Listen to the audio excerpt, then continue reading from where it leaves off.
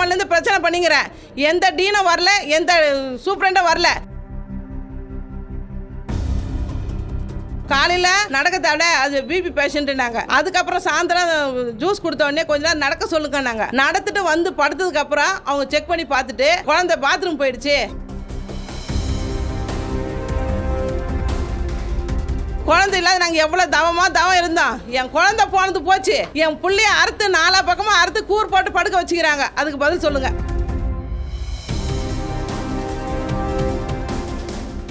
யாரும் இது வரைக்கும் யாரும் வரல சார். மேலதிகாரி டீனும் மேடமும் வரல, டீனும் வரல, டெப்டி சூப்பரண்டும் வரல, யாருமே வரல. இன்ன வரைக்கும் வந்து எங்களை என்னன்னு கேட்கல. எதுவுமே சொல்லலையே. வந்தால் தானே சொல்கிறதுக்கு.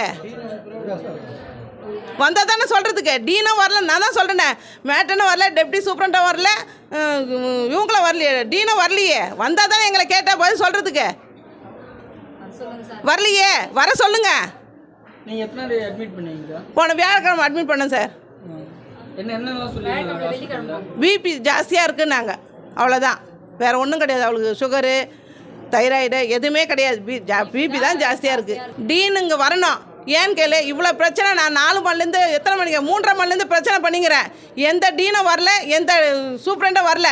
எனக்கு அவர் ப்ரைவேட் ஹாஸ்பிட்டல் நடத்துகிறாருன்னு சொல்கிறாங்க. அவர் நடத்தாமல் போகிறாரு. எனக்கு அதை பற்றி அவசியம் கிடையாது. என் பொண்ணுக்கு பதில் சொல்லணும். அவங்க என் புள்ள 1/2 அன் ஹவரில் நஞ்சு கொடி சார்ந்து போச்சுன்னு சொல்கிறதுக்கு பதில் சொல்லணும். எப்போ சொன்னாங்க டாக்டர்? 3:30 மணிக்கு, 3:45க்கு 1/2 அன் ஹவர் தான் நடக்க சொன்னாங்க. 2 முறை கொஞ்ச நேரம் நான் சொன்னாங்க. காலையில் நடக்க தேவை, அது பிபி பேஷண்ட்டுனாங்க. அதுக்கப்புறம் சாயந்தரம் ஜூஸ் கொடுத்த உடனே கொஞ்ச நேரம் நடக்க சொல்லுங்கன்னாங்க. நடந்துட்டு வந்து படுத்ததுக்கப்புறம் அவங்க செக் பண்ணி பார்த்துட்டு அவங்க என்ன ஆப்ரேஷன் பண்ணணும்னு கேட்க. நாங்கள் இவ்வளோ நேரம் வெயிட் பண்ணோம், நார்மல் டெலிவரி ஆகலை. அதுக்கு நாங்கள் என்ன பண்ணுறது அப்படின்னு சொல்லியே 1 மணி நேரத்துக்கு மேலே ஆயும் என் பொண்ணுக்கு பிரசவம் பார்க்க. அவங்க நார்மல் டெலிவரி எப்படி சார் உள்ள குழந்தை இறந்து போச்சுன்றாங்க. எவ்வளோ நேரம் பார்த்துட்டு வந்து தப்பு முழுக்க இவங்க பண்ணாங்க தப்பு. இன்றைக்கி 10 நாளாவதுக்கு அட்மிட் பண்ணிங்க. அவங்களுக்கு தெரியாதா இந்த குழந்தை எப்படி இருக்குது, எதா இருக்குன்னு தெரியாதா? இன்னும் பொழுதுக்கு நல்லா இருக்கிற குழந்தை ஒரு 1/2 மணி நேரத்தில் எப்படி வயிற்று உள்ள குழந்தை இறந்து பெரிய உயிர் போராடிக்கினது உயிருக்கு. அதுக்கப்புறம் இட்டு போய் மாடு அறுக்கிற மாதிரி ஆத்துட்டிங்க. கேட்டால் நாங்கள் கவர்மெண்ட்டில் வேலை பார்க்குறோம், எங்களை வந்து அடிக்கிறதுக்கு வராங்க. ஒரு வரி எழுதிட வேண்டியது, பாதுகாப்பு வாங்கிக்க வேண்டியது. பாதுகாப்பு வாங்கிட்டால் மட்டும் இப்படியே எல்லோரும் விட்டு போயிடுவாங்களா? நாங்கள்லாம் லட்சக்கணக்கில் செலவு பண்ணி ஒரு பிள்ளைய வளர்த்து கொண்டாந்து இங்கே கொண்டாந்து எது கவர்மெண்ட்டுக்கு வராங்க? அந்த டாக்டர், நான் என்ன சொல்கிறேன், டாக்டர் இங்கே வரணும். இதை வரைக்கும் நானும் இவ்வளோ நேரம் கத்திருக்கேன்.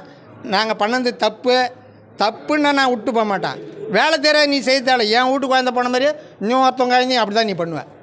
ப்ரைவேட் ஹாஸ்பிட்டல் வச்சுருக்காருனாக்க அதுலேயும் அப்புறம் இந்த மாதிரி வேலை பார்க்குறவங்க வந்து அசால்ட்டாக அங்கே இந்த மாதிரி ஒரு 4 உயிரை கொண்டா பார்க்குறவங்க அங்கே தான் போகணும். அப்புறம்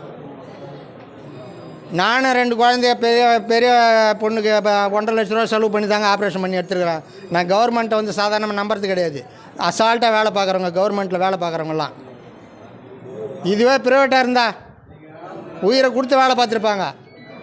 எவன் வீட்டுக்கு குழந்தை சாகுது, எவன் வீட்டு பொண்ணை சாகுது, நம்மளுக்கு எங்கே இதே போய் உட்காந்துட்டாக்கா எத்தனை நேரம் உட்காந்துருப்பேன்? எந்த வழியில் போய் வருவா?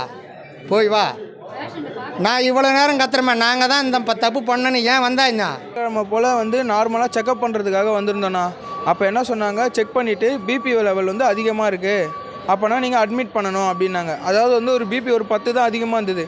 அதுக்கு என்ன சொன்னாங்க, இல்லை நாங்கள் போயிட்டு நாளைக்கு வரோம், நாங்கள் சனிக்கிழமை இல்லை வெள்ளிக்கிழமை போல் நாங்கள் வரோம் அப்படின்னாங்க. அதுக்கு அந்த நர்ஸு பொம்பளை என்ன சொல்லியிருக்குது, நீங்கள் இந்த மாதிரி போனீங்கன்னா நான் எல்லா நர்ஸுக்கும் ஃபோன் பண்ணி எங்கேயுமே உனக்கு டெலிவரி பார்க்க விடாமல் பண்ணுவேன் நான் அப்படின்னு சொல்லியிருக்குது. அந்த வார்த்தை சொன்னது பெரிய தப்பு, முதல் தப்பு அதில் ஆரம்பிச்சது. பிளாக்மெயில் பண்ணுறாங்க. இது வரைக்கும் ஒரு நர்ஸு கூட வந்து யாரையுமே பார்க்குறதில்ல, யாரையுமே செக் பண்ணுறது கிடையாது. அப்படியே அவங்க இஷ்டத்துக்கு ஏனோ தானோன்னு விட்டுடுறாங்க. அவங்க விருப்பத்துக்கு எதனா ஒன்று பண்ணுறாங்க. அவங்க எப்படின்னா அவங்க வந்து ஒரு மனுஷங்களாகவே மதிக்க மாட்டேங்கிறாங்க. இப்போ ஒரு ஹவுஸ் கீப்பிங் கூட உள்ளே விட மாட்டேங்கிறாங்க. உள்ளே வந்தால் திட்டுறாங்க, ஏய் எதுக்கு உள்ளே வர, ஏன் உள்ளே வர, ஒரு தரக்குறைவாக பேசுகிறாங்க. அப்போ உள்ளே என்ன தான் நடக்குதுன்னு எங்களுக்கு தெரியல. நேற்று அதே மாதிரி இன்றைக்கி டெலிவரி டேட்னா, இன்றைக்கி 15ஆம் தேதி டேட்டு கொடுத்துருந்தாங்க. நேற்று 3 மணி போல் ஒரு வலி வந்திருக்கு. வலி வந்தப்போ போய் சொல்லலான்னு போனால் எல்லாருமே தூங்குறாங்க, எழுப்பு தூங்குறாங்க. அப்போ நடுவில் ஏதோ ஒன்று ஆச்சுன்னா நாங்கள் யாருக்கு என்ன பதில் சொல்கிறது? இல்லை கவர்மெண்ட்டுன்றது சம்பளம் வாங்கிட்டு பிரைவேட் ஹாஸ்பிட்டலில் போய் உட்காந்துட்டு இருக்காரா? அவர் சம்பாதிக்கிறதா அவர் பார்ப்பாரா? உயிர் போயிடுமா? ஒரு உயிரோட விளையாடிட்டு இருக்காங்க. என்னோட தங்கச்சி தான் திவ்யா, இவன் என் தம்பி. இப்போ என் பாப்பா உயிர் போயிடுச்சு.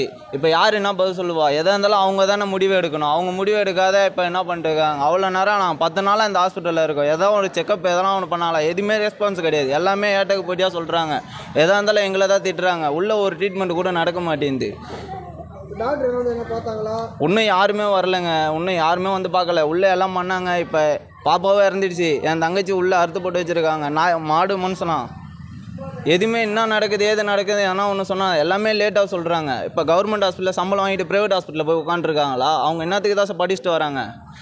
இதே போல் நடக்குது. ஊர் நாட்டில் போய் பாருங்கள், ஒரு பாட்டி தான் வைத்தியம் பார்ப்பாங்க எல்லாத்துக்கும். அதுக்கப்புறம் ஹாஸ்பிட்டல். இப்போ என்னத்துக்கு படிச்சுட்டு வராங்க இவங்களாம்? செய்திகளை உடனுக்குடனும் துல்லியமாகவும் தெரிந்து கொள்ள சப்ஸ்கிரைப் பண்ணுங்க.